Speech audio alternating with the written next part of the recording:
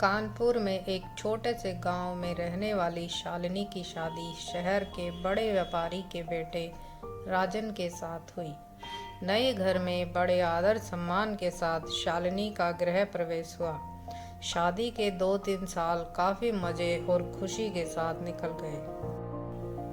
जैसे जैसे दिन बीतते गए, शालिनी अपनी जिम्मेदारियों के बोझ तले दबती चली गई।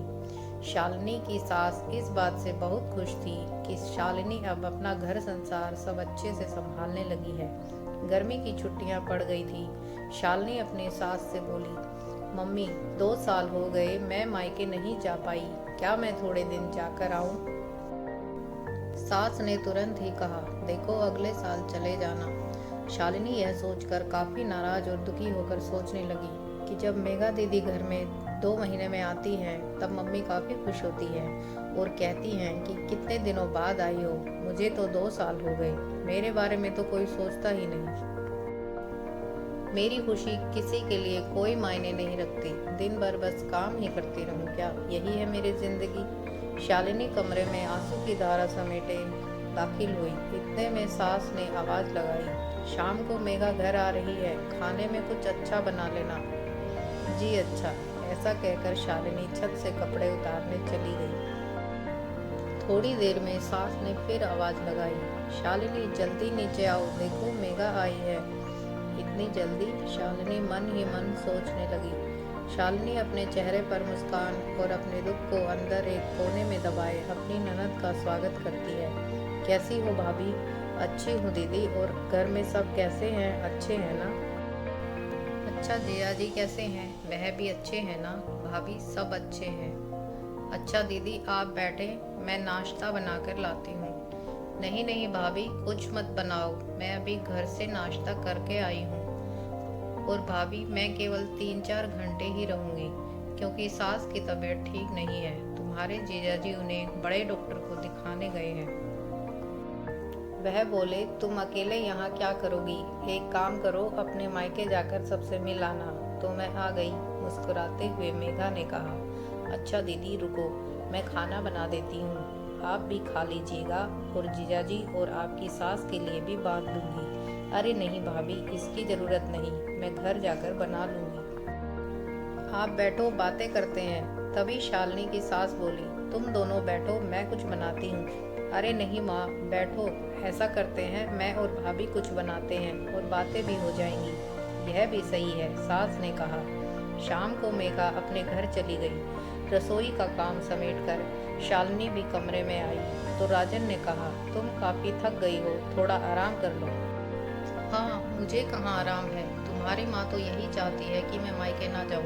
मेघा दीदी 3-4 घंटे के लिए ही सही पर आती तो है, तो तुम्हें किसने रोका है? तुम भी चली जाओ, बस रहने भी दो।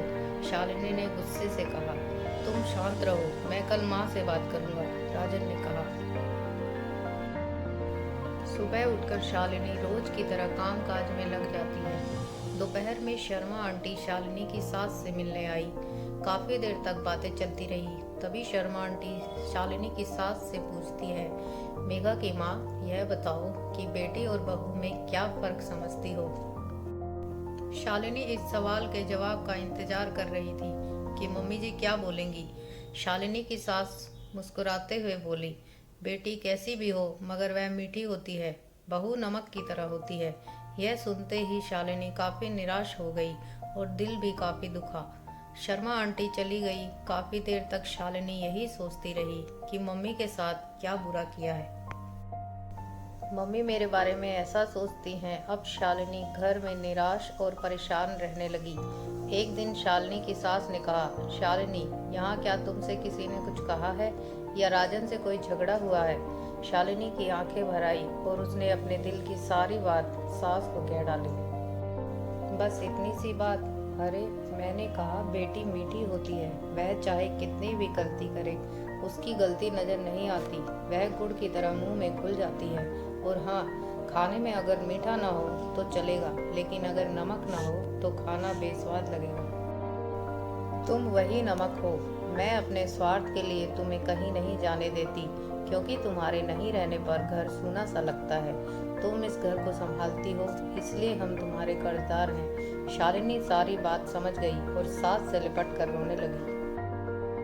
शाम को राजन आया तो अपनी माँ से कहने लगा, माँ, शालिनी अपने घर जाना चाहती है, एक दिन के लिए। शालिनी फटाक से बोली, नहीं नहीं, मुझे नहीं जाना, मैं चली गई तो खाने में स्वाद नहीं रहेगा। राजन को कुछ समझ नहीं आया कि कल रात मायके जाने की जिद कर रही थी और अब मना कर रही है। अचानक इसे क्या हो गया? वह सोचने लगा, इन औरतों को समझना मर्दों के बस के परे है। शालिनी की सास उसके सिर पर हाथ फेर रही थी और राजन दोनों को एक टक लगाकर देख रहा था।